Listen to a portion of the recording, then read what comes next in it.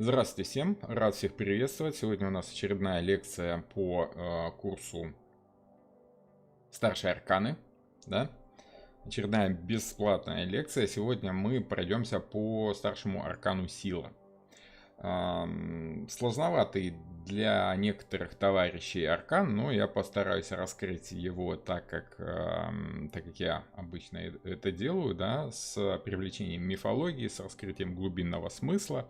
Звучит так несколько пафосно, да, но тем не менее с картами Таро по-другому и не получится, потому что все-таки это инструмент, который заставляет человека задумываться о смысле жизни, о каких-то глубинных таких серьезных процессах в сознании человека, поэтому без глубокой философии никак.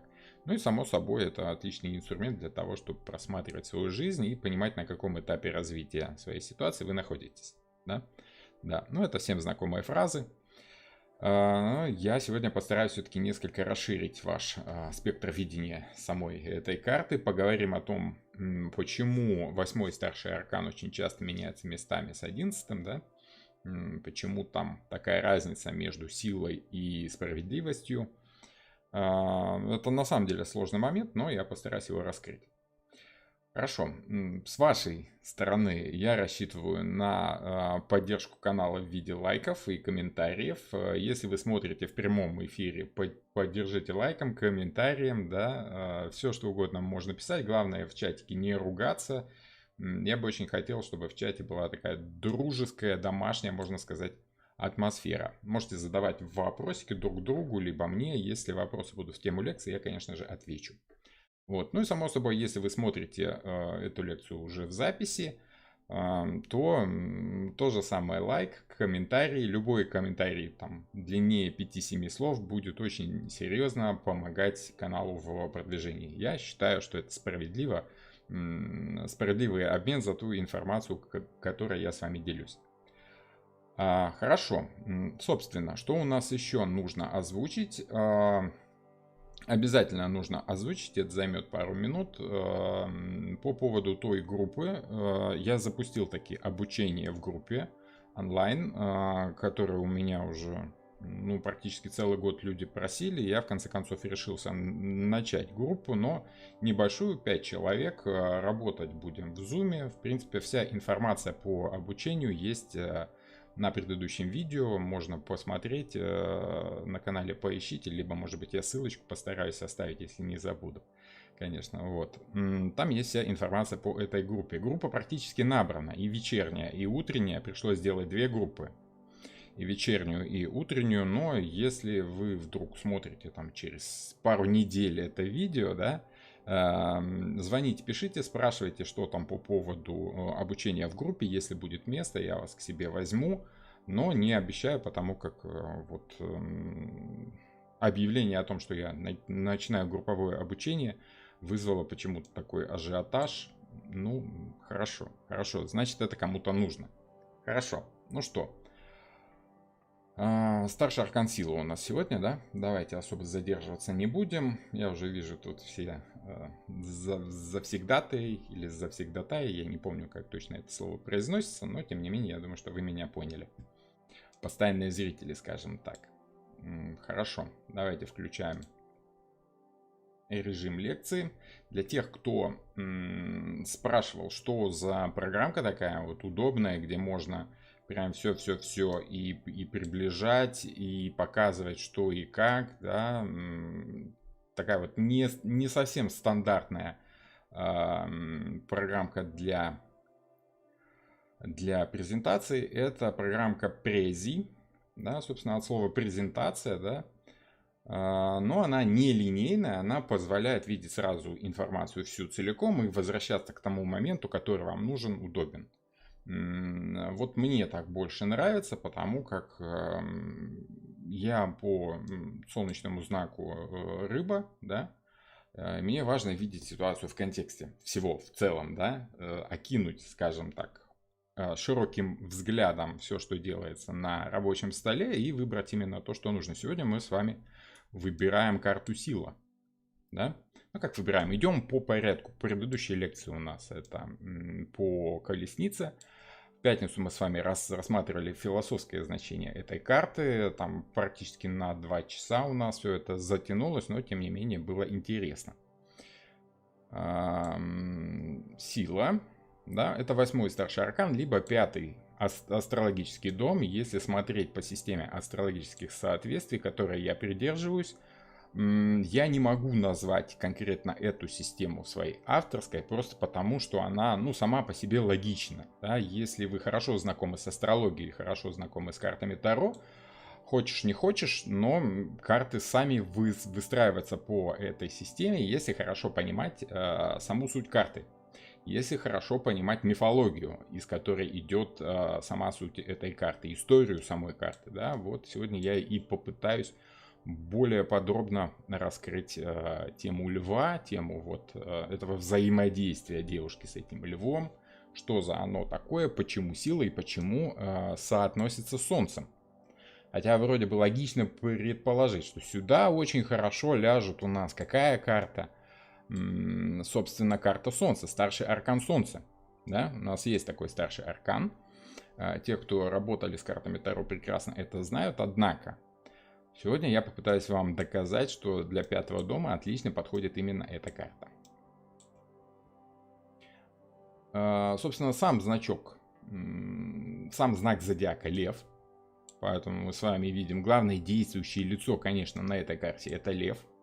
А я напомню, что в каждой карте Таро, даже если умные люди в интернетах, в фейсбучиках, во всяких инстаграмчиках вам рассказывают, убеждают вас в том, что вот есть, допустим, архетип воина, вот он едет в повозке, это архетип воина.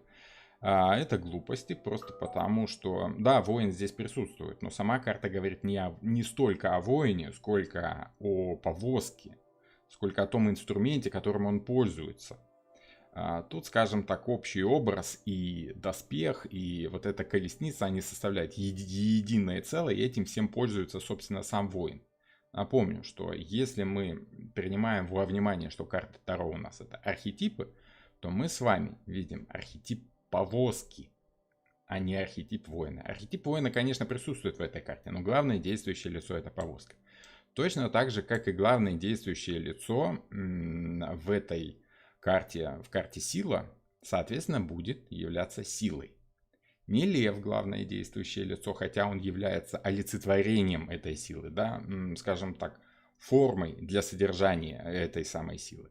Не эта девушка, которая сдерживает этого льва, потому как, ну, с одной стороны, лев, конечно, силен, но если девушка смогла его усмирить, а мы отчетливо с вами видим процесс усмирения льва, да, то, соответственно, это тоже сила. Да? Как же в этом случае, кто сильнее, слабая девушка, либо мощный лев? Вот об этом мы будем говорить, о том, что архетип силы представляет собой по версии, скажем так, карт Таро. Ну, давайте нырнем в карту и посмотрим. Ну, во-первых, то, что можно сказать по 5-му дому. 5-й астрологический дом традиционно в западной, в европейской версии астрологии, да, напомню, что мы не рассматриваем с вами ведическую астрологию, мы не рассматриваем с вами восточную астрологию, да.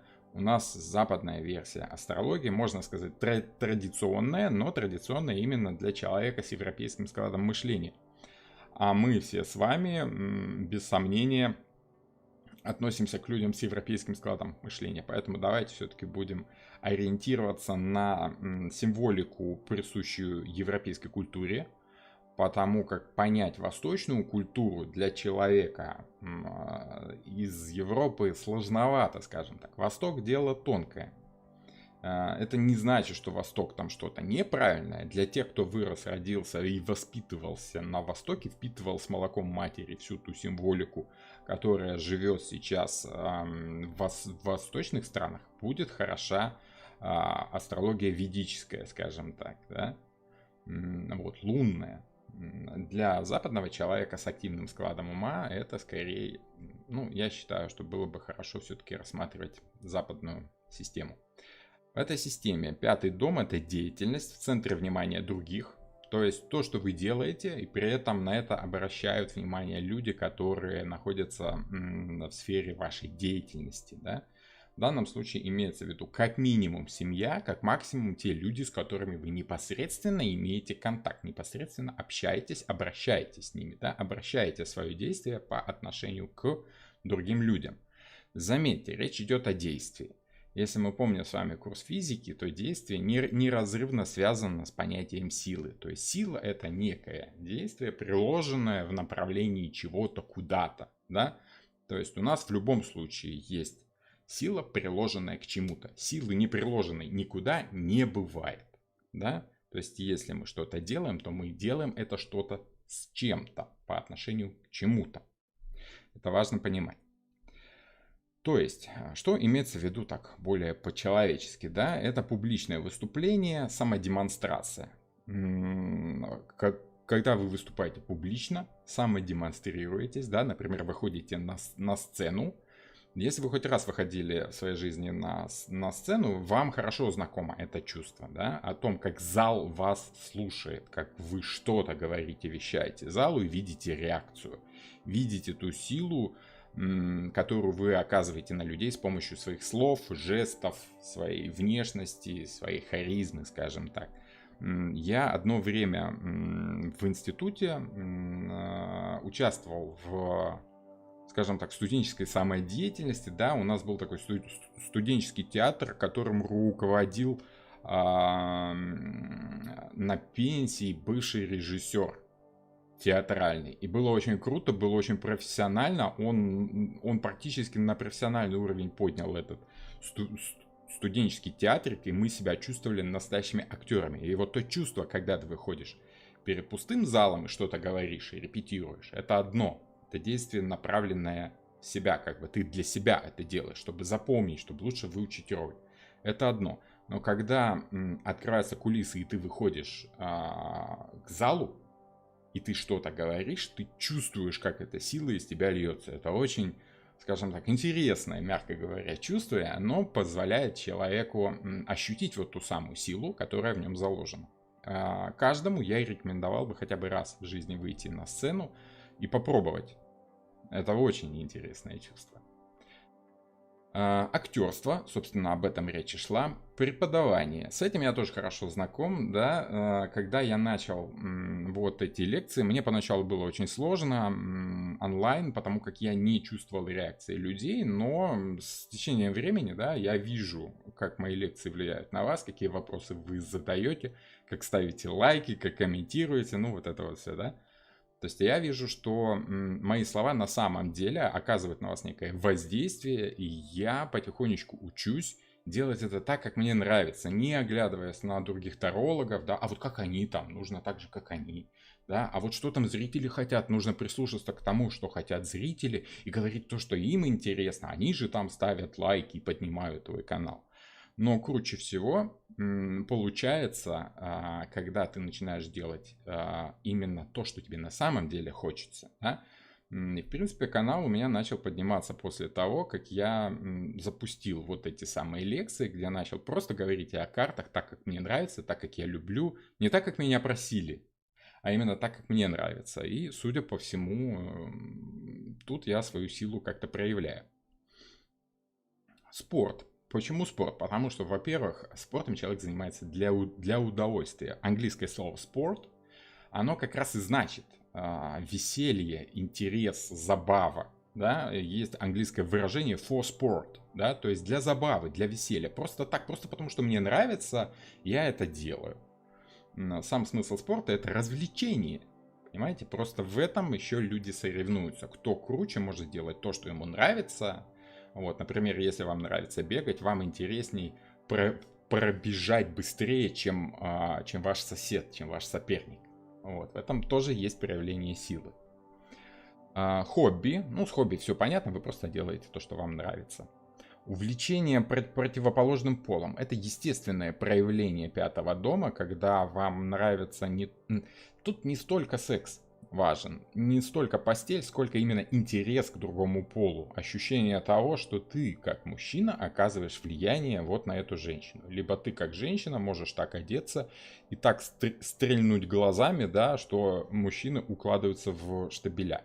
В этом тоже есть своя сила, в этом тоже чувствуется пятый дом.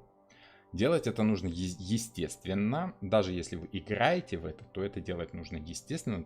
Тогда вы будете чувствовать, что чем более естественно вы говорите, чем более естественно вы действуете, тем более сильное впечатление вы можете оказывать на противоположную сторону. А помню, что у нас тот самый пятый дом — это проявление действия на другую сторону, на противоположного человека. Вот, без противоположного человека ни о какой силе речи идти не может. Даже если вы занимаетесь неким хобби, вы им занимаетесь как бы для себя второго, для себя другого. Для человека, который, ну вот если вы, допустим, собираете, клеите модельки там самолетиков, корабликов, чего-то такого, для вас важно склеить это, собрать, сделать и потом кому-то показать.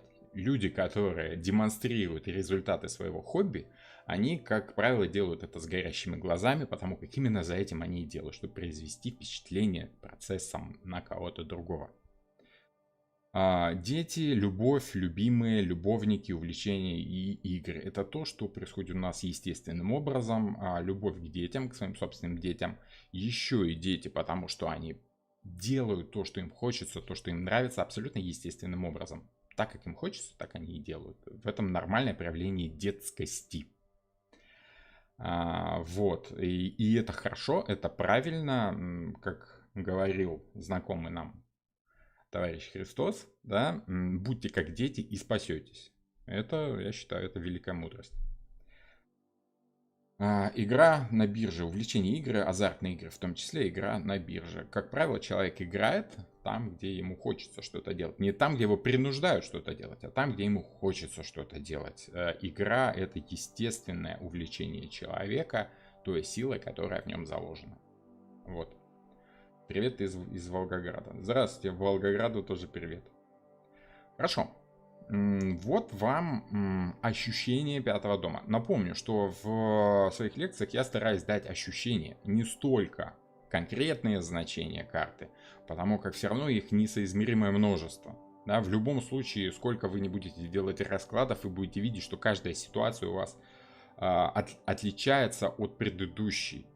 Каждый клиент у вас другой, да, если вы будете работать с клиентами. Но есть что-то в этих ситуациях общее, что позволяет вот собрать их в один дом, да, и понять, что, ага, вот эта ситуация по пятому дому идет примерно, да, там, где человек естественным образом по солнцу изливает свою силу наружу. Ему, конечно, важно, чтобы там кто-то все это видел, но это не самое важное. Хорошо, смотрим по Уэйту.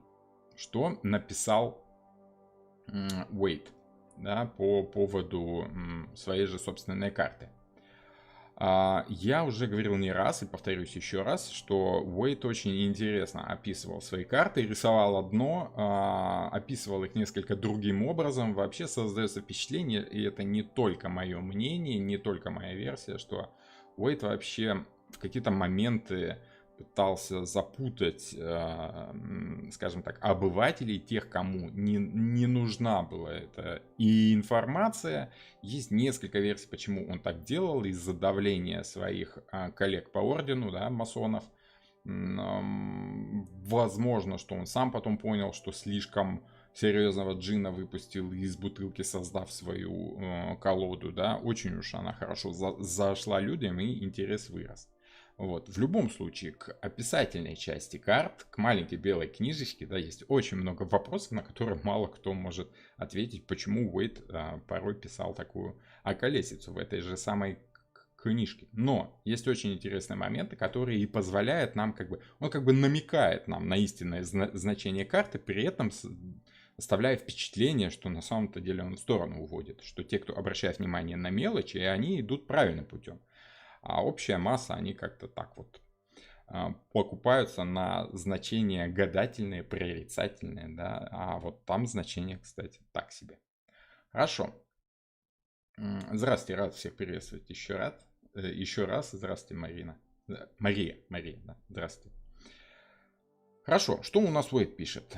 Женщина, над которой парит все тот же символ жизни, виденный нами на карте МАК, закрывает пасть льву. Так, я забыл сюда привести эту самую картинку, но речь идет о лимнискате, о символе бесконечности, в частности, о символе бесконечного перерождения и повторения жизненного цикла. То есть это символика развития, которая постоянно идет по повторяющемуся, скажем так, пути, да, по кругу, либо по спирали, там все зависит от того, как вы считаете верным, правильным систему развития. Та же самая лимниската у нас присутствует еще в маге, да, вот это первый дом. И в, скажем так, в зашифрованном виде она присутствует в переходе из 8-го дома в 9-й, от Скорпиона к Стрельцу. И мы с вами видим вот ту же самую лимнискату, когда ангел переливает воду из одной чаши в другую, там идет постоянный круговорот. Как бы это намек на эту лимнискату, но уже такую невидимую, как бы. Когда мы с вами дойдем до этой карты, я обязательно вам объясню, почему эта лимниската невидимая, а тут у нас с вами видимая. Да? Это еще и намек на то, что есть у нас первая треть зодиака, вторая треть зодиака и третья, последняя треть зодиака, которая традиционно разделяется на как бы ступени развития чего угодно, в том числе и человеческого характера, личности, да, по 3, скажем так, стадиям: развития, становления и трансформации. Да? Об этом у нас шла речь в первых лекциях, если интересно, перемотайте. Да?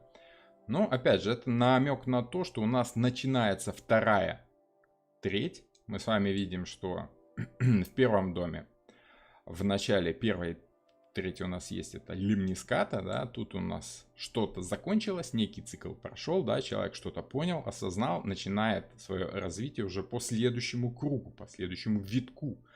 А напомню, что на предыдущей лекции мы с вами остановились на том, что человек в своем развитии, пройдя детство, где очень важно было осознать свою личность, прочувствовать свои внутренние силы по высшей жрице, впитать все, что нам дали родители в виде императора и императрицы, научиться той информации, которую нам дает иерофант, то есть учителя, либо школа, либо жизнь, скажем так, да, вот от 14 до 21 года человек должен пройти через близнецов, то есть через и иерофанта, и влюбленных, найти свой путь в том море информации, которое нам дает этот самый иерофант, выбрать свое конкретное знание и идти по этому пути, ну и по колеснице, воспользовавшись всем тем, что нам дарят родители, та самая Матерь Богов, Кибела, о котором шла речь на прошлой лекции, дарит нам колесницу в наследство, да, и отправляет в путь дорогу. Вперед, путевка в жизнь, дальше сам. Вперед, сам. Вот. И он сам создает свою цивилизацию, строит свою семью. Где-то к 28 годам человек уже должен определиться с работой, с занятием в жизни, создать семью. Хорошо было бы даже детей уже родить, но вот это вот после 28 лет. Напомню, что речь идет о мужчине, в средние века все-таки как-то рассматривали как активный элемент семейной, скажем так, ячейки именно мужчину. Просто потому, что в средние века мужчина выполнял активные функции в жизни, женщина, она больше как бы дома сидела, смотрела за хозяйством, за детьми, поэтому мужчина считался таким как бы идущим вперед, а женщина в обозе, да, в группе поддержки, скажем так. Ну, не будем лезть со своим современным уставом в средневековый монастырь. Ну, сейчас у нас чуть-чуть по-другому, просто потому, что сейчас мы находимся с вами в развитии человечества, где-то вот на стадии между близнецами и раком, да, то есть до равенства полов и до равенства прав мы с вами уже дошли, теперь мы с вами пытаемся воспользоваться всем тем, что нам дала эпоха индустриализации и технический прогресс, и как-то вот понять, что с этим делать дальше. Хорошо. Сейчас у нас с вами сила, и если мы берем с вами по уэйту ту самую лимнискату, то она, конечно, обозначает круговорот жизни. Следующий этап на этом круговороте жизни. Очередной виток. Да? Человек первую треть зодиака взял для себя все, что он мог взять, но научился всему, чему его мир мог научить, да? Дальше он начинает действовать самостоятельно. По колесницам мы с вами помним, там работа, дом, дом, работа, налаженные рельсы, да, с утра на работу, вечером домой, там жена, семья, борщ, тапочки, все хорошо, завтра опять на работу. То есть, как вот Луна ходит по небосводу, меняя свои фазы, да, где-то за месяц, так вот и человек совершает такие вот повторяющиеся лунные действия, да, лунные циклы. А вот Солнце, оно действует так, как ему хочется. Оно ни от чего не зависит. И человек по Солнцу начинает чувствовать, что окей, хорошо, интересно. Вот у нас вроде все наладилось, все стало на круге своя, хорошо, четко стоит на рельсах. А вот теперь мне хочется сделать что-то такое вот. И при переходе от 28 годам к 35 человек ищет себя. То есть, как бы он научился всему тому, что мир ему мог дать. Теперь нужно попытаться переосмыслить это все. Переосмысление того, что человек умеет, происходит во взаимодействии с другими людьми. Поэтому для силы очень важно понять, что ж ты умеешь по отношению к другим людям. И потихонечку человек этому учится. Он учится понимать, в чем же его сила. Солнце, напомню, это еще и сознательный символ, символ сознательности, сознания, поэтому делать это человек должен не потому, что ему кто-то сказал, а потому, что он осознал, что, ну, вроде нормально все, давайте теперь будем как-то разбираться с тем, что я умею. И Уэйт пишет, да, женщина закрывает пасть льву, то есть она не разрывает эту самую пасть, как в марсельском таро. Допустим, она не рвет пасть льву, как это делает Геракл в своем подвиге. Вот. Лев, пишет Уэйт, уже укращен ее благотворной силой, и поводком ему служит гирлянда цветов. Да? То есть мы с вами видим, что женщина действует не прямой силой, а силой успокоения. Об этом важно будет упомянуть чуть-чуть позже. Еще Уэйт очень интересно пишет, что по причинам, которые кажутся мне вполне удовлетворительными, эта карта поменялась местами с картой правосудия, которая обычно выступает под 8 номером. То есть раньше тут стояла карта правосудия, Уэйт решил, что лучше всего 8 место в ряду аркана 2 займет все-таки сила. И переместил ее с 11 место вот сюда, на 8 номер. Поскольку эта перемена мест не несет в себе ничего такого, что имело бы существенное значение для читателя, нет нужды вдаваться в объяснение. Короче, Уэйт нам прямым текстом уже пишет. Вам об этом знать не обязательно. Я так решил, поэтому так нужно. Почему я так решил, не ваше дело. Маленький вы еще слишком, да, чтобы понимать. Для вас эти значения несущественны. Поэтому вот пользуйтесь колодой, да. А почему я так сделал, я вам не скажу. Вот такой вот просветитель. Окей. Так, сейчас я звук на телефоне выключу, то люди пишут. Хорошо. Итак, еще важно упомянуть по Уэйту, что существует один аспект, в котором лев означает страсти, а та, что именуется силой, есть высшая природа освобождения от них. Да?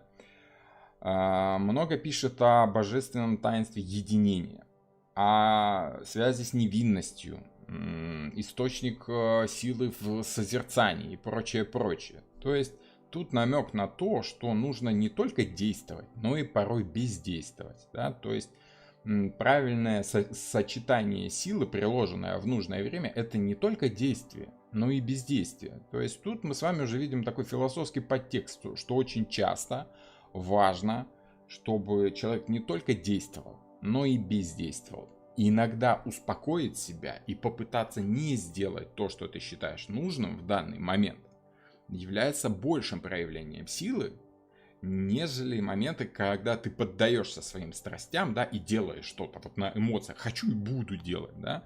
очень часто гораздо сложнее сдержаться и не делать. И порой именно это и является высшим проявлением силы, да. Возьмем каких-нибудь японских самураев. Там вообще все очень сложно, да. Это сильные люди.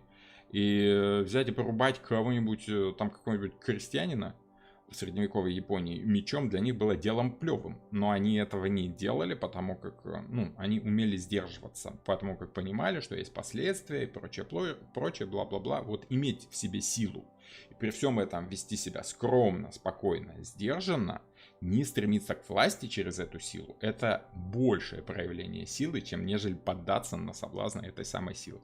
Тут Войт намекает именно на это. Поэтому в этой карте девушка именно закрывает пасть льву. Вот. Об этом еще чуть-чуть попозже. Роман, добрый вечер. Лекции стабилизировались. Да, Антонина, здравствуйте. Лекции стабилизировались. Расширяют кругозор. Я надеюсь. За консультацию ваше тоже спасибо. Я надеюсь, что у вас там все налаживается. Роман, вы согласны с Уэйтом? Вы бы тоже карты местами поменяли? Да, я бы...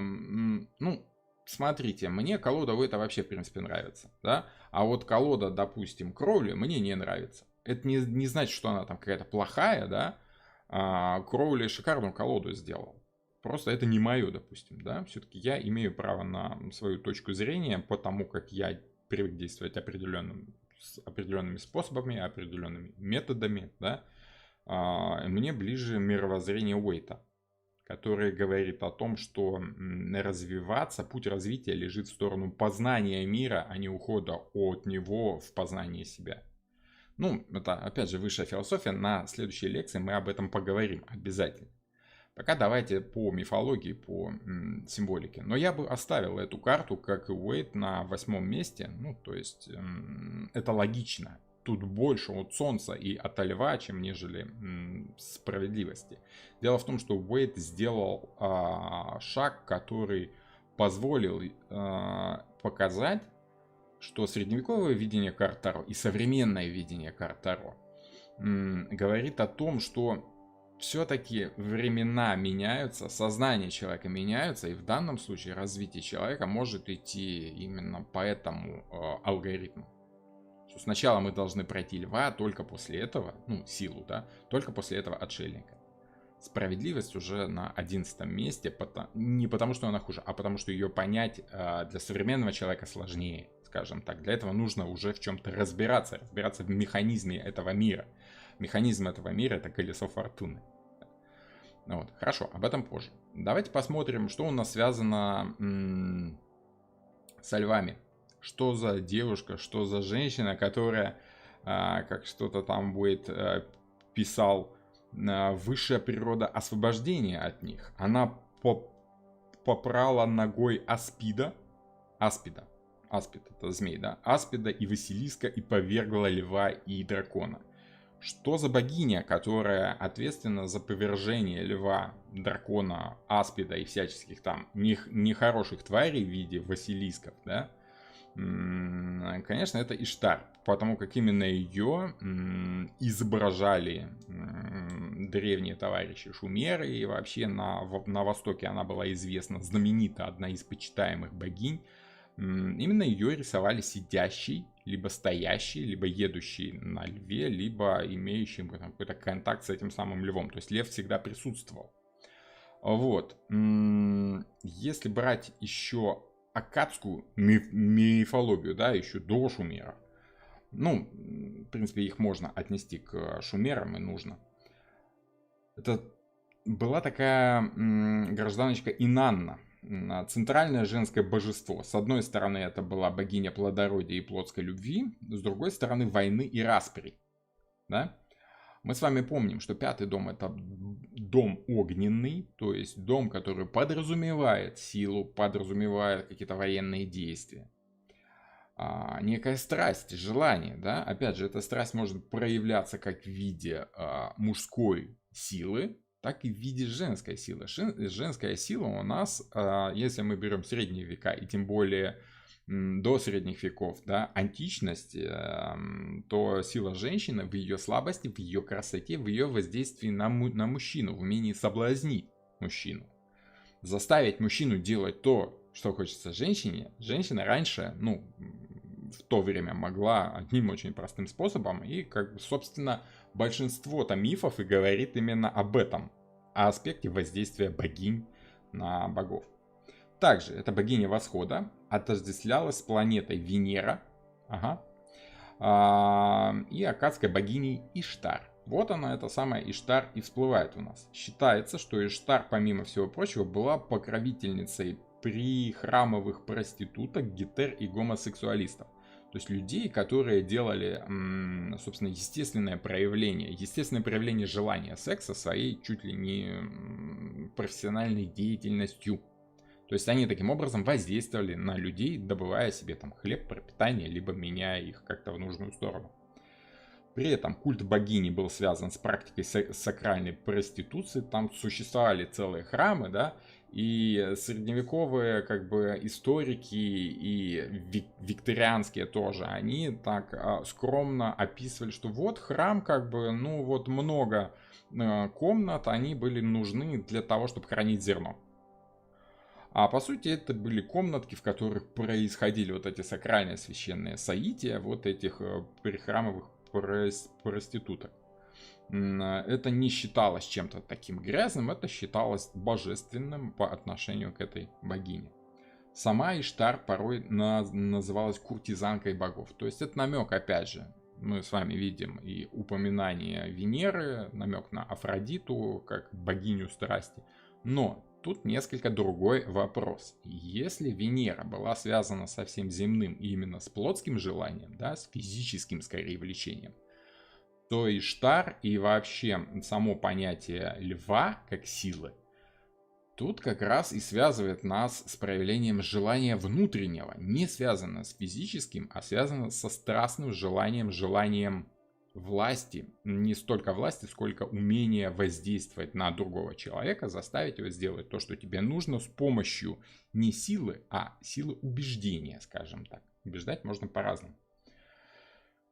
И мы с вами видим, вот мы вспоминали о том, что Кроули нарисовал колоду свою, она тоже очень крутая, хотя и огненная, очень огненная колода, и 11-й старший аркан Кроули рисовал именно на 11-м месте, и аркан под названием Сила у Кроули называется английским словом lust, то есть похоть.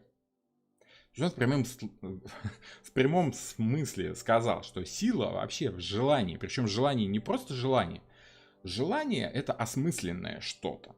А вот lust, как английская похоть, это именно желание, которое ты не можешь сдержать и по сути сдерживать не должен. Поэтому Кроули считал, что если у тебя есть какое-то такое жгучее желание, ты должен ему следовать. Более того, ты не только должен ему следовать, ты должен им управлять определенным образом. Да? Ты должен его выпустить из себя и ехать на нем, как на льве.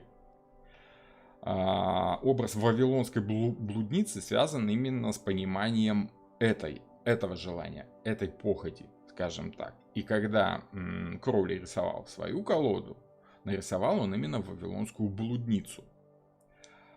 Что интересно, значит, по поводу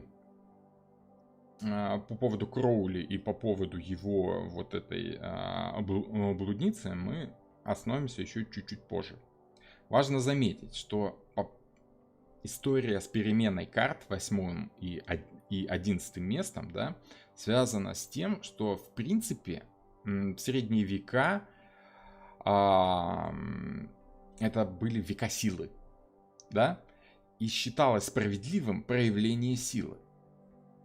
Поэтому прав, справедлив в своих действиях был тот, кто имел власть, тот, кто имел силу. Поэтому проявление силы в средние века было непосредственным образом связано с ощущением свободы. Если ты можешь проявить силу, если ты силен, ты можешь быть свободен. Ты можешь быть королем, ты можешь быть властным человеком, имеющим вес, влияние в обществе, ты можешь делать все, что хочешь. Закон тебе будет не писан, да, ты можешь подняться в этой иерархии высоко, если ты силен. Вот, если ты там какой-нибудь бедняк, крестьянин, да, и не можешь проявлять силу так, как тебе хочется, ты будешь оставаться вот в несправедливом положении. Поэтому справедливость, она, скажем так, была сильна. И важно помнить, что, например, богиня Немезида, да, которая очень часто изображалась мечом и отвечала за справедливость, но об этом мы будем говорить в 11-м старшем аркане, который так и называется справедливость, да, Justice. Правосудие, я бы сказал, что правосудие все-таки, вот она как раз и представляла собой высшее проявление справедливости в виде физического наказания человека, силового воздействия на того, кто нарушил законы, нарушил обещания, которые сам дал. Вот. Как символ справедливости лев репрезентирует физическую и духовную силу.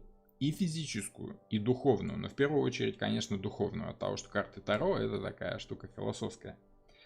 Многие божества изображались едущими или сидящими на льве. Львы украшали трон Соломона, как и троны французских королей и средневековых епископов. Лев также это символ Христа, как судьи, учителя, несущего свой свиток. В этом контексте лев и широко известный символ святого Марка. А мы с вами помним, что 4 апостола, да, изображались в виде 4 знаков зодиака очень часто. Лев, Телец, Скорпион и Водолей. Да, тот самый тетраморф. Вот лев — это был именно святой Марк. Однако святой Иоанн Креститель заметил, что львиный, беспечный, свирепый аппетит может считаться и символом высокомерной воли, неподконтрольной силы. Эти качества льва ведут нас от него как символа Христа ко льву, символу антихриста, что твердо обосновано в Писании. Рев и разверстые челюсти совершенно иначе разворачивают символику льва. Он перестает быть светлым и солнечным и становится темным и хтоническим. В этом разрушительном облике лев становится сродни тем подземным божествам, хтоническим, да, крокодилу, которые во многих мифологиях заглатывают солнце в сумерках и изрыгают его на заре. Да, помните? Зеленый крокодил наше солнце проглотил. Да? Чуковский был не так-то прост, как нам казалось. Он достаточно много времени провел в лондонской библиотеке, если мне не изменяет память. Вот.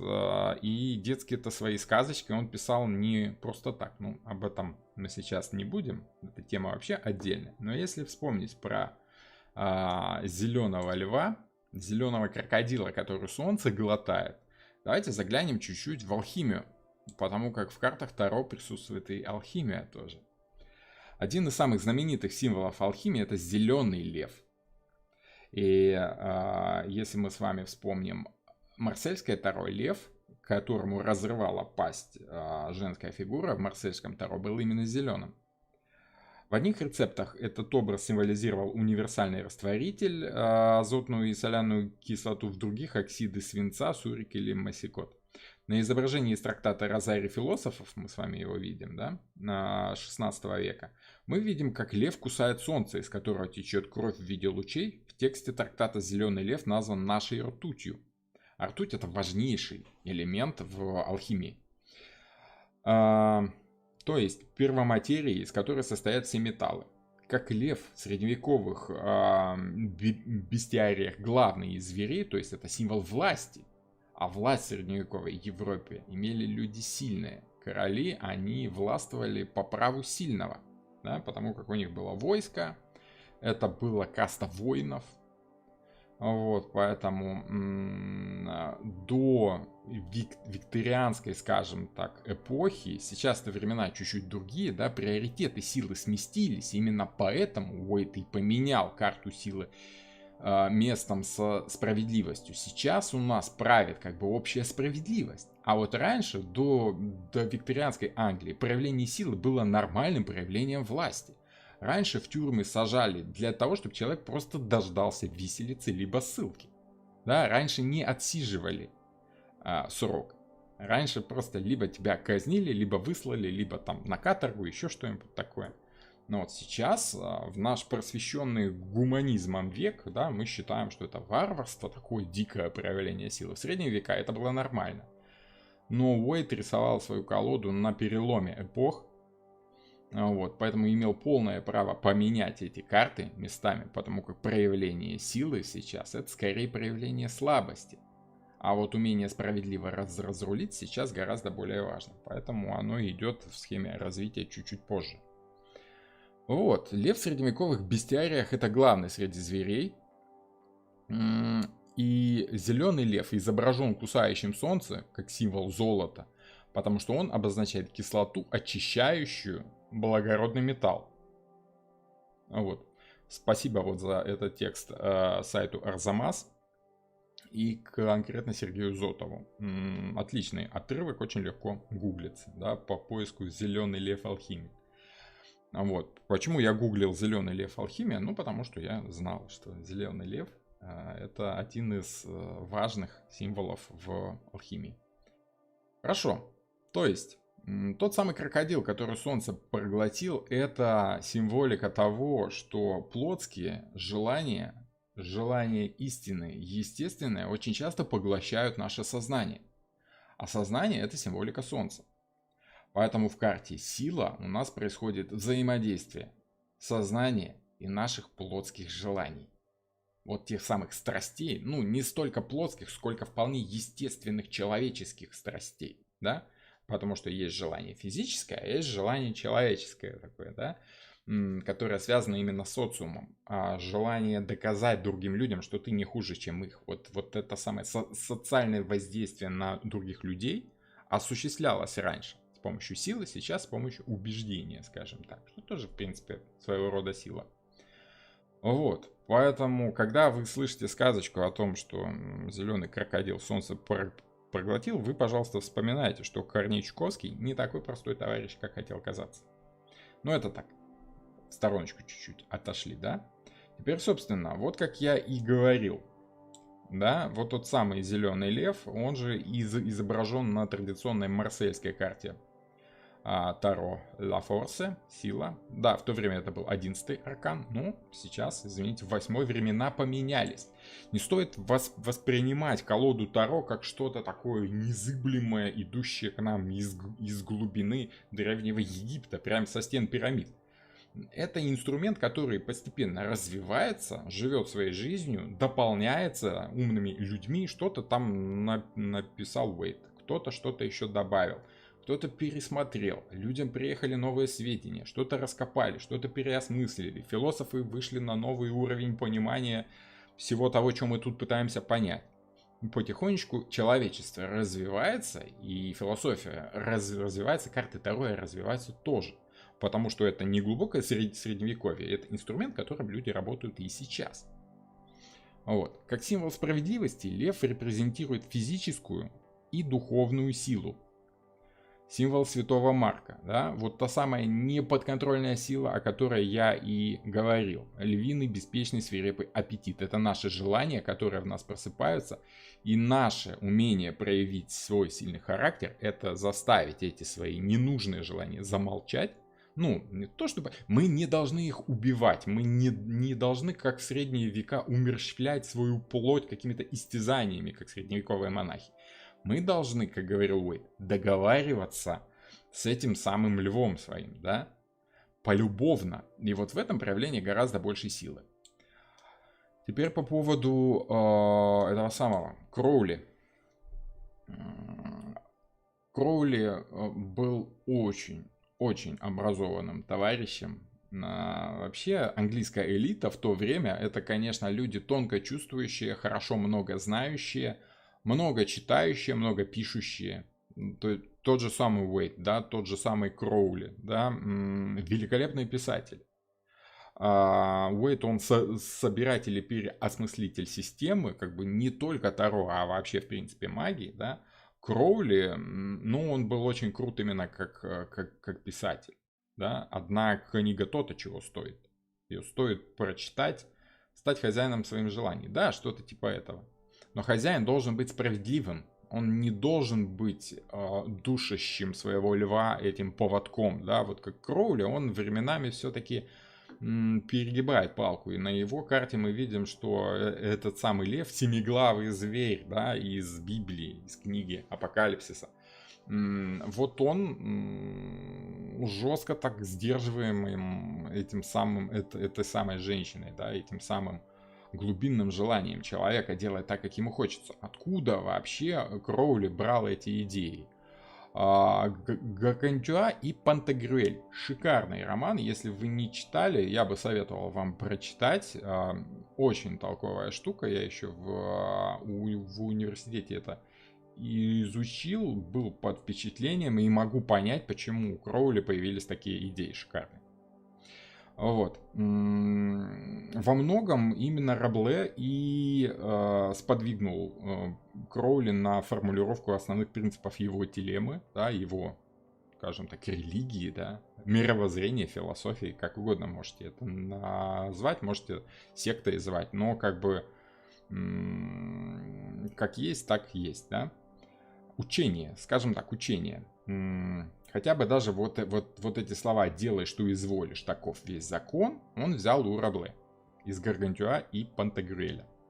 Вот. Если мы говорим о воле, о том, что вот что изволишь, да, то есть lust в понятии Кроули и есть вот та самая воля, желание, проявление своего желания так, как тебе хочется. В христианстве выделяется 3 вида воли: воля Бога, человека и, соответственно, воля дьявола. Так вот, согласно Кроули, каждый человек имеет свою истинную волю, которая должна быть узнана. Истинная воля, согласно Кроули, это и есть то призвание и смысл жизни, который каждый человек пытается найти. Я так понимаю, что следующая лекция по смыслу жизни по этой карте у нас с вами будет достаточно такая огненная. Кроули считал, что в истинной воле заключается цель поиска самореализации. При этом не требуется помощь Бога или другого божественного руководства. Кроули верил, что для того, чтобы узнать истинную волю, человек должен освободиться от бессознательных влияний и взять их под контроль сознания. Он был особенно сконцентрирован на освобождении того, что он называл сексуальной энергией, и на снятии различных запретов, наложенных, по его мнению, на сексуальность традиционными религиями. В этом плане я с ним соглашусь, потому как, в самом деле, средние века дали нам такое наследие, тем более в викторианской Англии, и Кроули искренне жаль, человек с развитой сексуальностью, да, в поствикторианской Англии чувствовал себя, скажем так, жестковато. Вот, поэтому вполне понятно, что ему с семьей не очень повезло. Мать у него была чрезмерно богобоязненна, и за малейшую провинность Кроули жестоко наказывала, называла его всякими плохими словами: дитя Антихриста, там, сын зверя, 666, это вот все-таки всякие сатанинские штуки, да. Поэтому неудивительно, что ребенок вырос в Кроули, который создал такую колоду, которая считается достаточно жесткой, магической в чем-то, да, и явился вообще основоположником современного сатанизма. На секундочку, Кроули, я напомню, он прям основоположник всего этого дела, в том виде, в котором мы это знаем. Поэтому, скажем так, намек на то, что воспитание вашего ребенка должно проходить все-таки чуть-чуть мягче, если вы, скажем так, поклонник жесткого воспитания. Порой это приводит к тому, что человек проявление своей силы видит выражение своей похоти так, как ему хочется. Само собой, я как бы преувеличиваю чуть-чуть, но тем не менее, те, кто знаком с биографией Кроули, могут сделать какие-то выводы.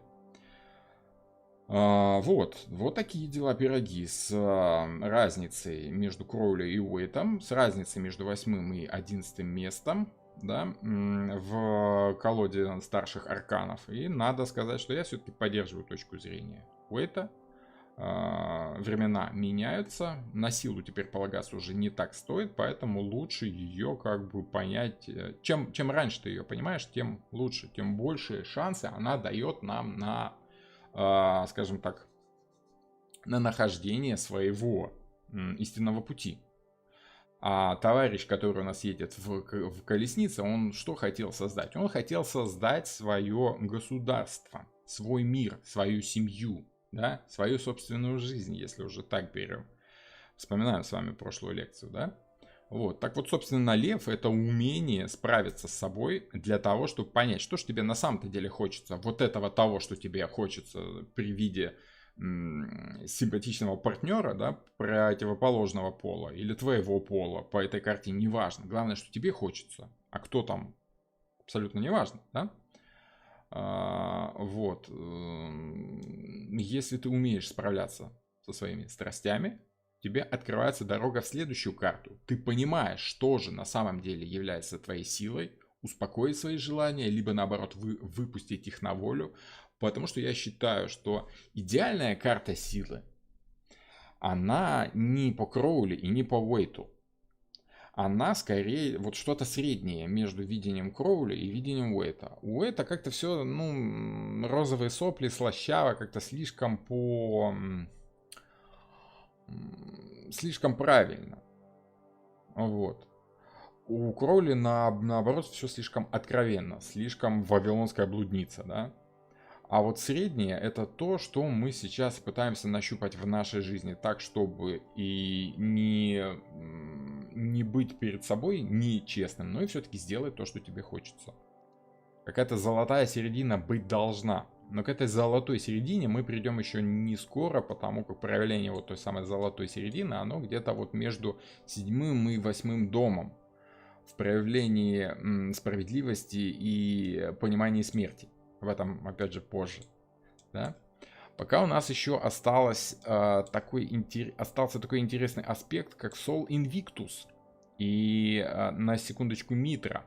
Митра — это еще один бог, который был глубоко почитаем, в конце концов, во множестве городов. Вообще, если мы берем, что такое Солнце, что за бог отвечал за само проявление Солнца, мы с вами замечаем интересные параллели, которые тянутся еще из предыдущей карты. В предыдущей карте у нас товарищ, который едет на колеснице, запряженной там кем-то, 2 зверями, да, драконами, львами, сфинксами, ну какими-то загадочными существами.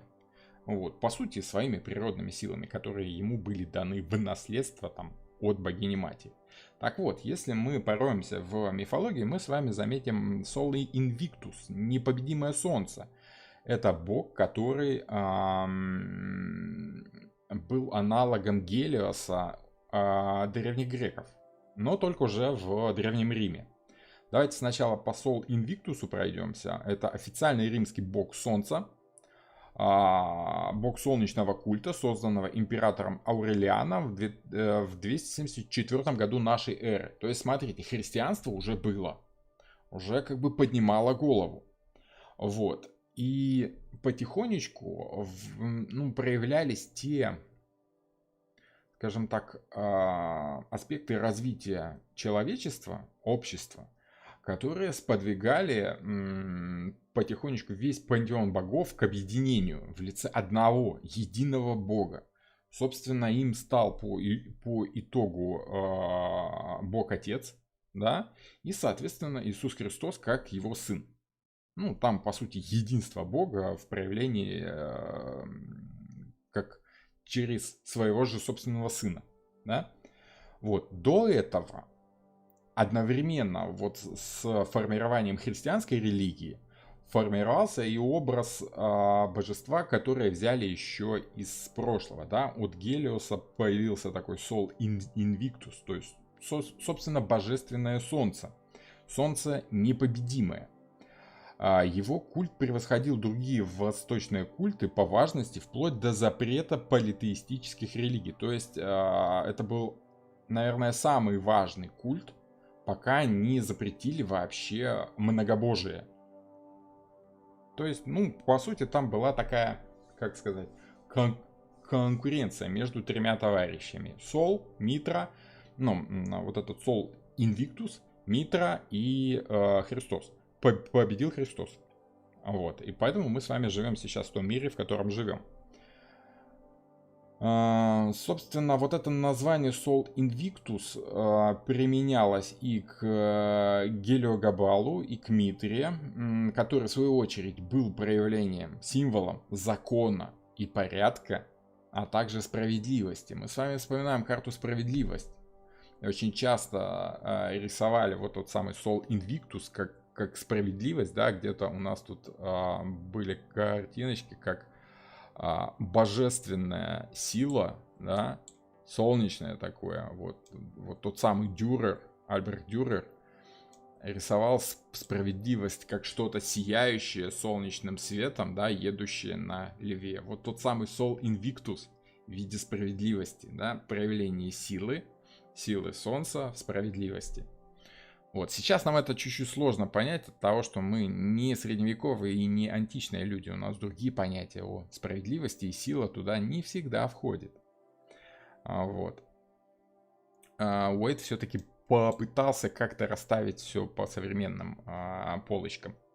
Так вот, к Солу в поздней Римской империи появляется как независимый бог солнца, Сол Инвиктус. И его атрибуты как бога, собственно, это были крылатые кони, запряженные в золотую колесницу. Колесница у нас была в предыдущей карте. То есть мы с вами видим развитие архетипа из одного в другое, постепенный переход по всем этим картам, и позволяет нам предположить, что, наверное, все-таки с нашей точки зрения логичнее исследовать историю мифологии именно так, как ее представил Уэйт.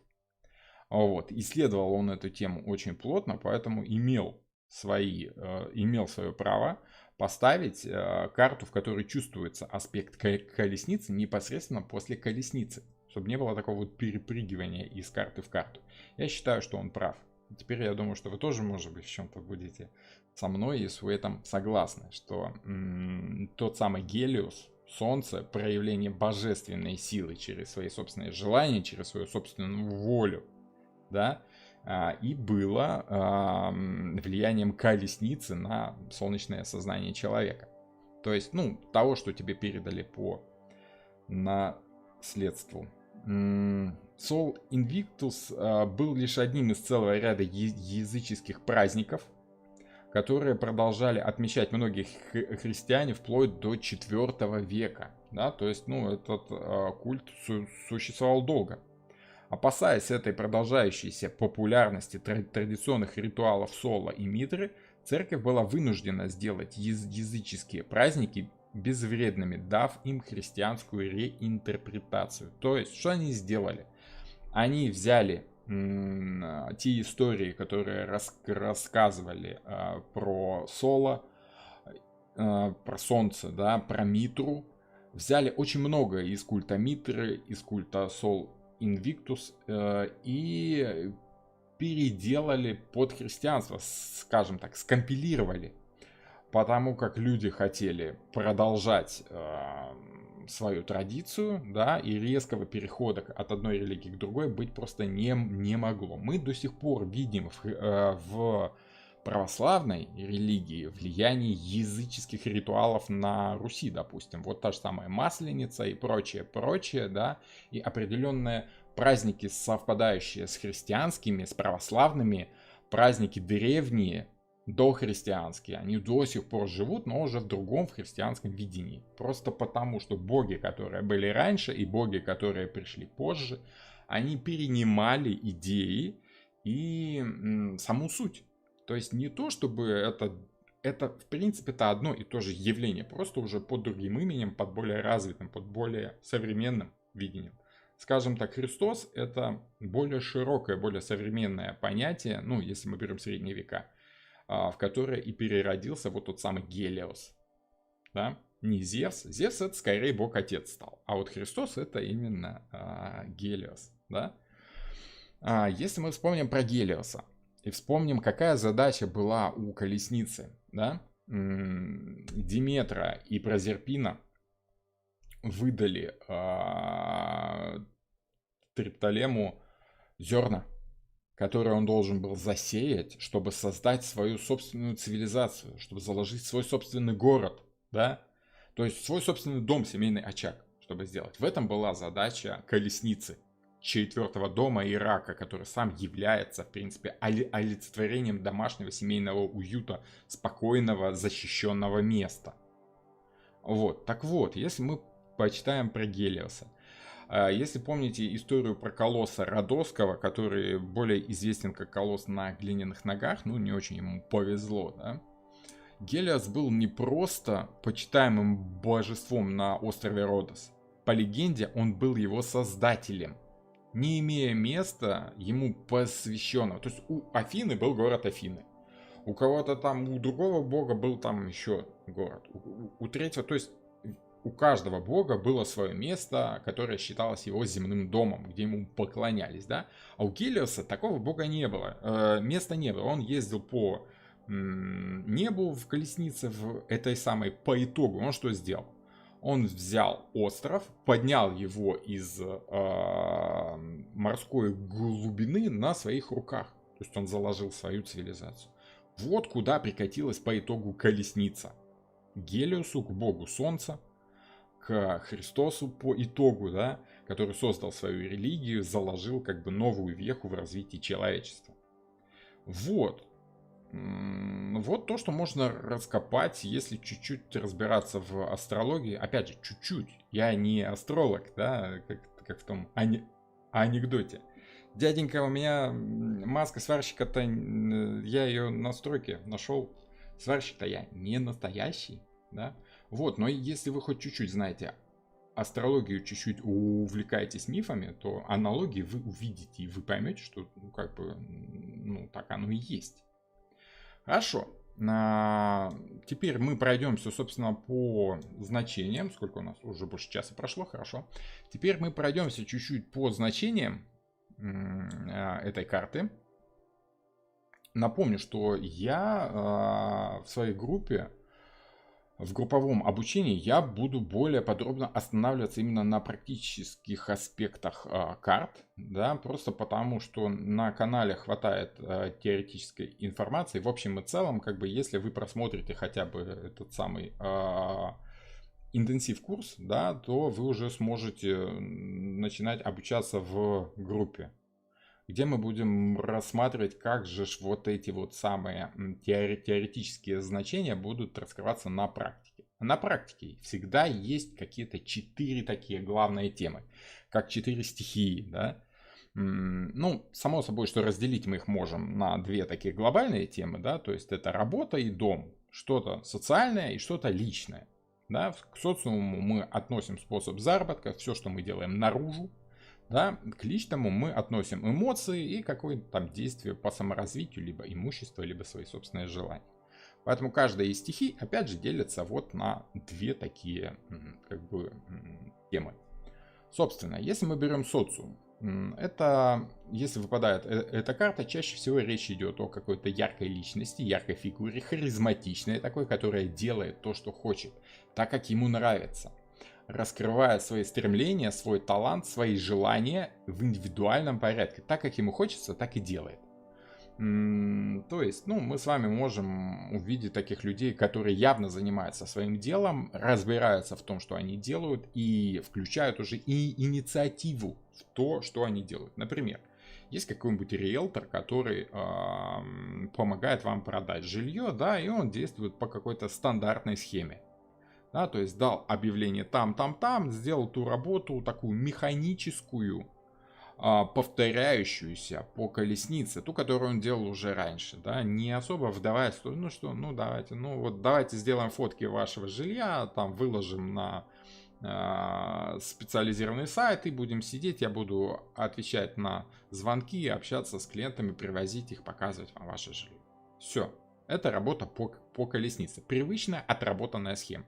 Но если выпадает карта силы, и вы общаетесь с человеком, который в самом деле горит желанием сделать что-то, да, и говорит, а давайте сделаем такие фотки, чтобы вот с такого ракурса и вот с такого, давайте эту стеночку перекрасим, она тут вот не очень, мне бы казалось, что вот если эту стеночку перекрасить, то ваша квартира лучше продастся. То есть вы видите, что человек вкладывает душу, свои желания сделать что-то так, как ему кажется правильным.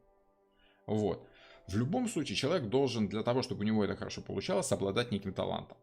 Но он должен уметь высказывать свои желания. Он должен уметь не стесняться выпускать этого льва, этот тигриного льва своего, да, наружу, чтобы вот этот тигриный лев, собственно, делал все, что ему хочется. Давайте тут стеночку перекрасим, давайте то, давайте все. Ну вот, опять же, тут заметьте, принцип силы, он же четко связан с принципом управления. Поэтому люди, которые ярко проявляют свои желания, они в любом случае воздействуют на вас. Они в любом случае пытаются как бы своими желаниями вас направить в какую-то сторону. То есть управлять как-то вами.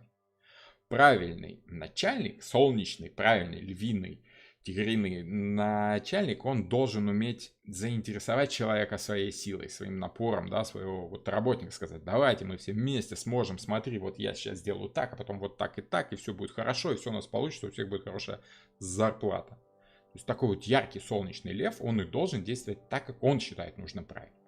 Только я самый лучший, самый сильный, у вас самый лучший начальник, да, вот все за мной, мы там все деньги мира завоюем. Вот так нужно управлять своей собственной жизнью. Уверенно, как лев рычит. Лев не думает о том, как какие-то там зебры будут действовать после того, как он зарычит. Он хочет рычать, он рычит. Вот и все. И рычит он так, как ему хочется. Потому как он рычит не для того, чтобы кто-то слушал, а потому что ему просто хочется порычать. Вот и все. Теперь, если мы будем рассматривать финансы, какое-то имущество, да? Конечно, это золото в первую очередь. Это тот рост финансовой стоимости, который постоянно должен сдерживаться, иначе в наш век как бы, может очень легко лопнуть этот пузырь.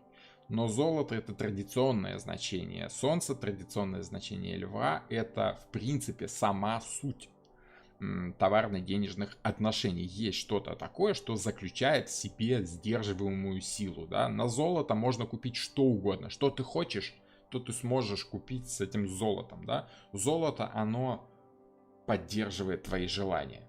Если у тебя есть желание, ты можешь его купить за золото, да? Деньги решают все. Сдерживаемый потенциал. Вот тот самый сдерживаемый потенциал, который заложен в какой-то, допустим, в недвижимость, в ту же самую, да? То есть вы чувствуете, что квартирка-то так себе не блещет, да? Но если ее правильно показать, если ее обновить, подкрасить, освежить, да, то она заиграет новыми красками и продать ее можно будет в разы больше. Либо сама квартирка может быть не очень, вы можете даже не делать ремонт, но расположение, да, там рядом с метро, центр Москвы, хороший район, прям все, вот это то, что может быть раскрыто впоследствии. Любого рода скрытая стоимость, которая вот до поры до времени не показывается наружу, да, то есть вы чувствуете, что вот в этом товаре, в этом имуществе что-то есть, что можно раскрыть в решающий момент. Но пока показывать не надо. Вот такие квартиры, типа как в центре Москвы, рядом с метро и прочее, да, их лучше придержать до поры до времени. Не продавать, как только тебе захочется ее продать. Потому как с течением времени она растет в стоимости, да, просто потому что это вот такое скрытое свойство недвижимости. Само собой, что это должна быть правильная недвижимость, вот, и ощущать свои собственные желания. Продавать нужно в удобный, правильный момент. Мало ли что вы там хотите. Вот этот лев очень часто может сыграть против вас. Если вы очень хотите продать квартиру, вы можете продать ее дешево. Если хотите быстро, снизьте цену, да, убавьте свое желание, усмирите своего этого льва, квартира продастся очень быстро. Вот. С другой стороны, это жадность. Лев, если мы берем нашу природную сущность, ему все время хочется больше, больше и больше. Вспомним с вами Иштар, да, вспомним с вами постоянное желание человека делать то, что тебе хочется, да, вот эта богиня блудниц и прочего всего такого, это неоспоримое желание, которое проявляется постоянно. И постоянно просто потому, что это огонь. Да, это второй огонь, если мы берем по развитию зодиака. Если первый огонь у нас это этот самый Овен, да, с магом. Вот он первый огонь. Первый огонь появляется, когда пещерный человек идет по лесу, да, несет кусок ноги мамонта. Вкусное, свежее, еще теплое мясо. Тут бьет рядом молния, да, загорается огонь. Человек роняет эту ногу, бежит в ужасе, но кушать хочется, а через полчаса он вернулся, преодолел себя, огонь вроде бы как бы погас, нога поджарилась чуть-чуть, он ее скушал и понял, что это хорошо. Вот, знакомство человека с огнем, что-то быстрое, решительное. То, что быстро гаснет, но дает тебе столько энергии, сколько нужно тебе одному. Так вот, лев — это второй огонь. Это тот самый огонь, который человек принес с собой в пещеру, чтобы согреть не только себя, чтобы пожарить не только себе случайным, вот на случайном огне, который быстро гаснет, себе только мясо, но чтобы всей своей семье, чтобы всему своему обществу, на которое ты воздействуешь, пожарить тоже мясо, принести тепло в тот самый дом, который он уже по колеснице заложил, да? То есть ты должен осветить свой дом своим постоянным присутствием, своим огнем. Ну вот, то есть огнем желание действовать дальше. И вот тот самый костер, который пещерные люди в этих самых пещерах продлевали на протяжении поколений многих, да, просто потому что они не умели его разводить. Они умели его где-то случайным образом найти, да, притащить в пещеру, и если огонь гас, то как бы было плохо. Особенно было плохо, если огонь поддерживался 20-30 лет, и люди уже забывали, где добывать огонь вообще, да, и тогда он гас, вот тогда вообще все племя вымирало. Вот. Поэтому очень важно было следить за этим огнем. Сознательно, постоянно бдить. Постоянно должен был быть один человек, который следил за этим костром и подбрасывал в него палки. Даже ночью. То есть он постоянно должен быть в сознании. Поэтому вот второй огонь — это сознание. Второй огонь — это отчетливое, сознательное понимание того, что ты делаешь. Это уже какая-то спецификация, профессия, да? То есть это человек, который должен был делать какое-то одно дело, то, которое ему больше всего нравилось. Да? Вот. Кому-то больше нравилось за мамонтами бегать, а кому-то больше нравилось, либо он мог только вот сидеть в этой самой пещере и следить за этим огнем. Вот такие дела. Ну, это я чуть-чуть как бы опять ушел в мифологию, но тем не менее надо об этом было сказать. Собственно, в связи с этим, какие действия по этой карте? Раскрытие таланта, творчество и самовыражение. Вот, то есть понять, что ты умеешь, чем ты хочешь заниматься долго, как бы всю ночь, постоянно поддерживать этот огонь, который не должен гаснуть. То есть раз начал, то уже будь добр, долго это делай. Власть, сдерживаемая страсть, потенциал, желание и, в принципе, саморазвитие. Саморазвитие останавливаться не должно. Человек постоянно должен понимать, что его что-то должно развивать, что-то должно подпитывать его огонь. Постоянно нужно подбрасывать какие-то дровишки в этот огонь своего собственного желания. Потенциал. Про потенциал я уже говорил. Это вот тот самый сдерживаемый потенциал, который присутствует в любом огне. Огонь — это высвобождение этой энергии. Вот. По эмоциям и по личной жизни это смелость, естественность, опять же сексуальность, оно же, если в негативе, то похоть, вот, семья, родительство и воспитание. Это несколько как бы не совсем совместные такие понятия, да, но тем не менее, если смотреть по эмоциям, да, то лев — это, конечно, мужество, это смелость, это искреннее проявление своих собственных желаний. А для того, чтобы проявлять свои собственные желания в обществе, да, а ты уже в обществе, ты не один, ты не овен, ты уже лев. Лев — это прайдовое животное, семейное животное, да, поэтому он должен учитывать мнение других людей. Хотя, конечно, лев должен рычать так, как ему хочется. Чтобы рычать так, как хочется, лев должен иметь мужество, смелость, говорить о своих собственных желаниях. Вот Кроули, при всем том, что как бы, да, наркоман, да, как бы отец современного сатанизма, но тем не менее, его абсолютно смело можно уважать за то, что он абсолютно искренне делал то, что он считал правильным. Делай, что тебе вольно, вот и весь закон. В этом, собственно, весь Кроули. Самое главное, чтобы не перегибать палку, а вот там он тоже, собственно, ну, ему хотелось палку перегибать, он ее и перегибал. При всем этом он считал, что он действует правильно, от того, что для человека, который ощущает внутри себя какие-то желания, выполнение этих желаний есть естественное проявление своих желаний, есть истинное проявление своей собственной правды. Поэтому там может быть и похоть, если у человека там какие-то планеты не в тех домах завалялись, да. Опять же, от воспитания зависит, но это то, что ты делаешь у себя в семье, это то, каким родителем ты являешься, от того, что как бы умение успокоить свои собственные желания по отношению к своему собственному ребенку, от того, что мало ли что ты там хочешь, подзатыльник дать, да, либо запретить что-то. Ты должен учиться и себя сдерживать, и сдерживать желания ребенка. И вот наиболее отчетливое ощущение умения сдерживать свои собственные желания человек проходит только после того, как становится отцом там, либо матерью.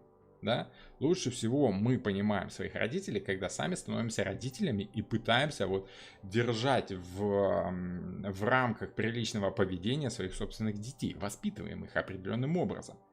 Применять силу нужно, но в нашем обществе силу нужно применять спокойно. Нужно успокаивать детей, а не наказывать их ремнем. Да? Вот такие дела, пироги по общим значениям карты. Напомню, что какие-то практические расклады мы с вами будем рассматривать в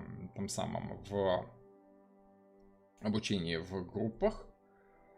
100% на обучении Инесита написал в WhatsApp вам. Хорошо, группа-то уже сформирована, да, там еще как бы есть одно место, там пару мест, пока желающие не оплатили обучение, да, есть шанс, что они выпадут из этой группы, поэтому как бы пишите, спрашивайте, есть место в группе, либо нет. Утренняя и вечерняя группа практически уже сформированы, но все равно лучше переспросить. Если прям очень будет много желающих, то я попытаюсь запустить вторую вечернюю группу, но я не уверен, что получится. Вот. Но в любом случае это будет не последняя группа, которую я буду вести. Хорошо. Ну и давайте, вот очень любите вы эту рубрику «Современные мифы». Ну, не столько и не только современные, а скорее сказки, и то, как это отображается в современной какой-то масс-культуре. Очень люблю я разбирать сказки, да, которые раньше были там славянские, восточноевропейские, европейские, любого рода сказки, которые понятны как бы человеку с европейским складом ума. Ну и современные какие-то фильмы, там есть очень четкое, яркое проявление этих карт, очень интересное порой. Ребята из Голливуда какую-то очень правильную траву курят временами. Ну, опять же, люди не зря свой хлеб едят, не зря зарабатывают абсолютно сумасшедшие деньги, за которые, в принципе, могут купить всех специалистов по мифологии этого мира и придумать такие образы, которые будут воздействовать напрямую на подсознание каждого человека. И если в голливудском фильме заложен правильный сценарий с правильно продуманными архетипами, ну, он, конечно, будет собирать кассу, да, конечно же, будет сценарий писаться с учетом всех этих архетипов, всех этих алгоритмов развития идеи в самом человеке, просто потому, что эти деньги должны окупаться, да. Деньги, потраченные на производство фильма, должны принести прибыль, поэтому лучше нанять хорошего специалиста, который скажет, а вот тут в черту характера главного героя нужно заложить вот такую штуку, и будет очень хорошо, здорово. По поводу сдерживаемой силы, ну, чуть-чуть позже. Во-первых, само собой, что если мы берем мифы, одно из самых известных, это, как я уже говорил, Геракл, который борется со львом. Это аллегория на то, как человек должен сражаться со своими животными страстями. Да? Истинный сильный человек должен забороть своего льва, но это в видении, скажем так, античных людей. Вот. Были и более интересные мифы, которые говорили о том, что есть какие-то более высшие человеческие нужды, которые призывают тебя к тому, чтобы пойти против своего желания, да, забороть, задушить свое желание, чтобы действовать на благо общества. Но об этом мы с вами будем говорить в карте, которая называется «Звезда» и относится к созвездию Водолея. Там прям вообще интересная история, очень не совсем стандартная, но я думаю, что хорошие астрологи тоже прекрасно знают это. Вот, если мы берем славянскую мифологию, вернее сказки, давайте славянские сказки возьмем, да, сказка, которая считается архетипичной для волшебных сказок Европы, это сказка о волшебном звере, который помогает главному герою. В нашем случае это Иван Царевич и Серый Волк, да. И вот этот Серый Волк очень хорошо помог этому самому Ивану Царевичу, который искал свою, скажем так, аниму, женскую свою сущность, половину, да, искал свою цельность, сущность в каком-то темном лесу, у Кощея Бессмертного и прочих там вот этих страшных товарищей. Есть разные версии сказки, но в каждой из них, если речь идет именно об Иване Царевиче и Сером Волке, обязательно присутствует Серый Волк, который то ли хочет сожрать этого Ивана Царевича, и тот ему грозит оружием, да, каким-то там луком со стрелами волшебными, и волк боится проявления силы и говорит: не убивай меня, Иван Царевич, я тебе еще пригожусь. Что характерно, пригождается потом, да, причем именно своей вот этой хитростью, изворотливостью, умением и какими-то такими финтами, фишками, которые только вот этому волку присущи, да, то есть умение договориться с диким зверем из лесу и призвать его на службу к себе, это умение настоящего героя, настоящего Геракла. Но если Геракл у нас просто убивал этого льва, не умея договариваться, вот это проявление силы просто по Кроули, допустим, да, хочу и все, захотел убить, убью. Вот по Уэйту нужно договариваться с этим самым Серым Волком, тогда он будет тебе служить верой и правдой.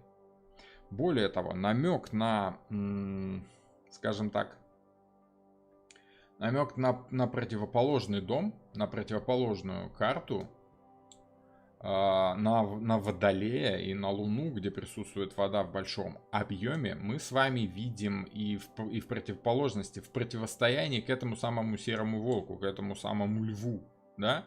Если вы помните сказку про Ивана Царевича и Серого Волка, так вот Серый Волк в какой-то момент тяжело раненого и чуть не убитого Ивана Царевича отпаивал сначала мертвой водой, а потом живой водой. Мертвой водой, чтобы он умер окончательно, вот, чтобы не превратился, скажем так, в блуждающего зомби, чтобы не завис между миром мертвых и живых, да, чтобы обязательно умер, потому что только после смерти человек может возродиться к жизни опять.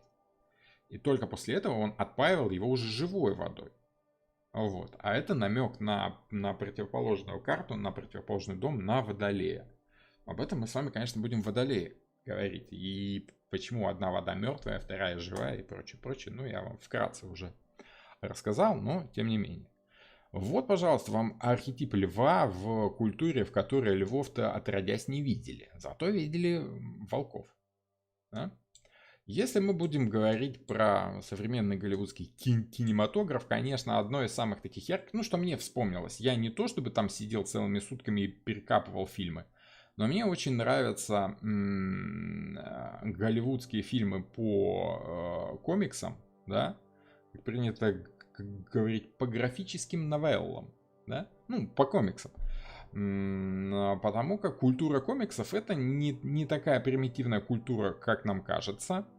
Она берет свои корни-то, в принципе, в достаточно развитой культуре, которая была принята и в средние века, и впоследствии, и на Востоке, в том числе, и на Руси тоже, да, это культура рисованных сказок, то есть рисовали рисуночки, в которых рассказывали некие истории, которые подписывались для того, чтобы человек, который умеет читать, мог всем другим, читая как бы историю некую, еще и показывать. То есть такая интерактивная сказка, как бы, да.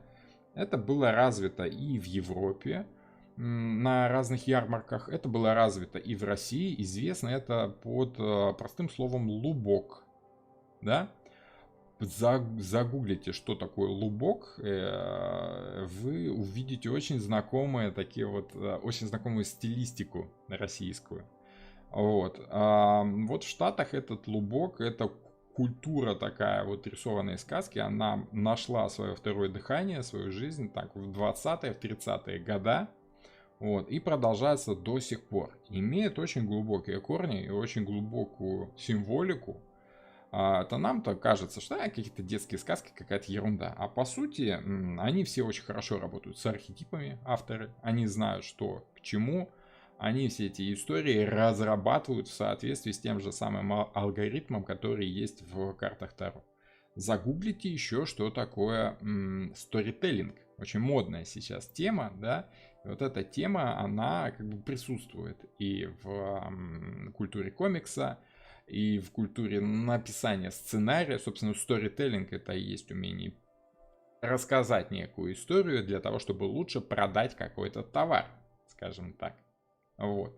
Такой, скажем так, художественный маркетинг. Вот, и по этому маркетингу мы с вами видим героев, как правило, которые сдерживают свою внутреннюю силу, пытаются найти с ней общий язык. Один из самых явных героев это тот самый зеленый Халк, да, который на самом-то деле умный профессор.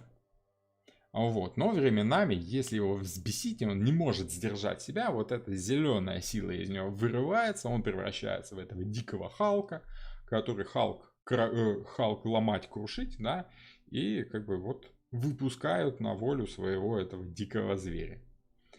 Вот. Прообразом, конечно, этого была история про, как там, про доктора в викторианской Англии. Ну вот забыл, вылетело, да. Я в рабочем состоянии очень часто забываю фамилии, если не рисую себе в презентации, могу забыть. Доктор Джекил и мистер Хайд. Да, ну знаете эту историю, да, как он с помощью там какого-то специального лекарства превращался в дикого сильного человека, да, и прочее, прочее. Ну там он делал это специально, а тут он пытается вот как-то бороться с тем, что жжет его изнутри. Но, наверное, самый яркий образ, конечно, львиный образ, да. Ну, должен сказать, что да, тут мы с вами отчетливо имеем пример того, как нужно пытаться договариваться, найти общий язык с этим самым своим львом. Не дать ему вылезти наружу в ненужный момент, чтобы не поранить людей. Но вот более интересный образ, это, конечно, Железный Человек. Почему? Потому что, смотрите, если мы берем каких-то супергероев, например, того же самого Супермена, да? Супермен это скорее колесница, потому что Супермен не сам свою силу создал себе, да? Он ее получил в наследство от своих родителей с другой планеты, да? То есть он прилетел на Землю там случайным образом, но сохранил эту свою силу, которую ему передали родители. И он на новой Земле уже создавал, собственно, ну вот свою семью. И история про Супермена это история по колеснице. Когда человек сам, в принципе, ничего не сделал, но силу уже имеет. Она ему досталась в наследство. И он там пытается как-то что-то сделать правильно. А вот Тони Старк, да, он в наследство получил только деньги. Более того, он в наследство получил империю, которая была основана на деньгах с продажи оружия. Да? Оружейный магнат. Его отец был ученым, но и его компания была производителем оружия. И начинал он как продавец оружия. Вот. Но постепенно с ним произошла история, которую мы с вами видим в первом Железном Человеке, где он осознал, что сила это плохо, да, что нужно как бы жить своим умом, нужно делать то, что хочется, а хотелось ему создавать всякие такие крутые штуки. Вот, и у него для этого присутствовало еще и некое случайным образом полученный источник энергии, да, вот в него вживленный. И вот все, что имел этот Железный Человек, вот вся его суперсила была в том, что он создал себе этот костюм и действовал созданным лично этим костюмом, да, то есть вот тут мы уже с вами видим льва. Плюс он по характеру, он такой вот, он не скрывал свою личность. по колеснице главные герои типа Бэтмена, типа Супермена, они скрывают свою личность. Они как бы, выходя на сцену деятельности, да, они одевают либо вот этот костюм с ушами, с плащом летучей мыши, да, либо Супермен, он как-то снимал очки, и его волшебным образом все переставали узнавать, то есть у него как бы было две личности, да, один журналист, второй Супермен. Вот, это чистая луна, которая имеет темную сторону и светлую сторону, это колесница. А вот по солнцу лев не стесняется. Тони Старк в конце своего, первого фильма, он выходит на публику и говорит: вообще-то Железный Человек — это я. И такой весь, он прям гордится тем, что это он. Он смакует вот эту свою работу на публику, он актер, он прям красавец. Вот это истинный лев. Ему просто нравится, ему в кайф делать эти костюмы, летать в костюмах, бороться, как бы, вот все такое. То есть Тони Старк не маг, а сила? Конечно, конечно. Смотрите, Тони Старк маг, когда он создает костюм. А когда он одевает этот костюм и в этом костюме летает и упивается своей знаменитостью, вот тогда он лев. Потому что он просто делает то, что ему хочется, и ему в кайф. Он выпускает это свое желание быть знаменитым наружу, и он упивается этим. Я поэтому специально как бы так и выбрал вот этот кадр, потому что тут прям, вот лев-лев. Вот он, я какой красавец, да? Вот. Тони Старк мой герой, не мужчина, а мечта. Потому что он лев. Лев, он такой вот, он живой, естественный, он честный. Я хочу просто потому, что я хочу, да? И в каком-то фильме тоже там было, что как-то именно Тони Старк спрашивал у каких-то супергероев, да, вот у тебя есть суперсила, да, а кто ты без этой суперсилы? Вот я, говорит, я ученый, да, я создал себе этот костюм сам, я сам это могу. Моя суперсила — это ум. Его у меня отнять нельзя. Я сам его создал, вот свою суперсилу, да, а ты со своей суперсилой, что ты там, забери у тебя эту суперсилу, кто ты без нее? Ноль, без палочки. Вот это истинное проявление льва. Гордость за себя, за то, что я умею, за то, что я хочу. И что мне тут стесняться вообще? Вот он я весь такой прекрасный, великолепный, выхожу на сцену. Не мужчина, а мечта. Вот такие дела, пироги у нас с картой сила, картой лев. Я думаю, что я вам примерно по мифологии, по смыслу этой карты немножко прояснил ситуацию, да, справились мы, за 1,5 часа хорошо, уже не на 2 часа растянуто, да. Вот, чай я забыл сегодня, уже чувствую, что горло у меня саднит. Если бы чай тут был рядышком, то было бы проще, а может быть еще бы минут с 15 пообщался бы с вами вот на тему этой карты. Тут в принципе и так все понятно, что тут лишний огород городить. А в пятницу давайте с вами увидимся и про эту карту поговорим более философски, что ли. Есть что сказать, потому как, по символике карты я сегодня прошелся. Давайте по философии поговорим в пятницу. Вот как-то так. Вопросики какие-то есть? Я думаю, что в принципе тут символика-то узнаваемая.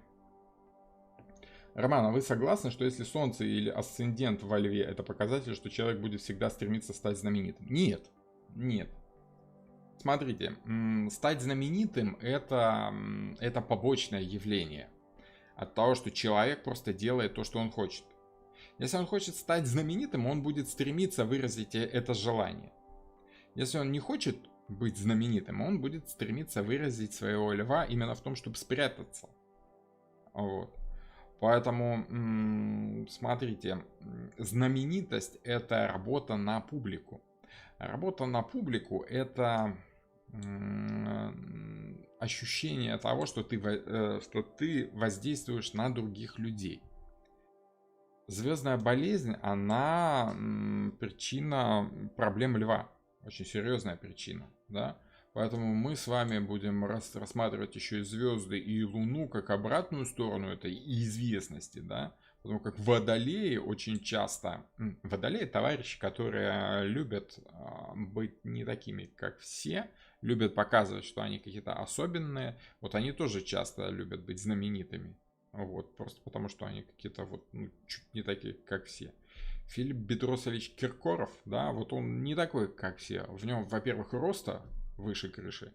Во-вторых, для русской поп-сцены он не типичный товарищ. Он болгарин с цыганской внешностью, ну как с цыганской, с такой, с южной, скажем так, знойной внешностью, 2 метра ростом, такой весь в перьях, ну такой, очень странный человек. Вот Расторгуев, да, он такой свой в доску. А вот Киркоров, он такой, ну, и Расторгуев Лев, да, он делает то, что ему хочется. Ему пофиг, что там про него думают, у него есть образ, но он такой, скорее, этот образ вот в этой, в гимнастерке, эти песни такие вот.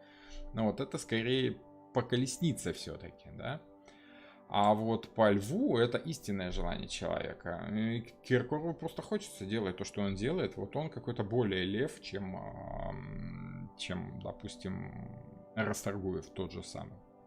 Вот, но есть и темная сторона, где ты понимаешь, что общество на тебя смотрит, тебе хочется спрятаться, да, есть папарацци, все это. Не всегда человеку хочется быть на виду. Киркоров армянин, это уже все знают. Да какая разница? Будь он хоть негром преклонных годов, вот.